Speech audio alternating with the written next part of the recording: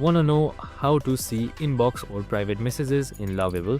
Well, no worries. If someone has messaged you or someone else has messaged you, and if you want to check your inbox, it's super simple.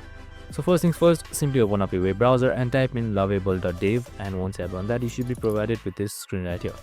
So once you're in this screen here, you should be seeing various options, and make sure you are logged in as well. So we have also created a video on how to log in, so make sure to watch it. So once all of it is done, here you should be seeing your profile, and right on beside it you should be seeing this inbox icon, so you can just simply select it. So by default here you should be seeing what's new, where you should be seeing various updates, and right beside it you should be seeing inbox. Just simply select it, and here you should be seeing any invites or any messages appearing, and that's it. This is how you check it. I hope this video helped. If it did, make sure to like, subscribe, and tune in with us for more of these videos. See you in the next one.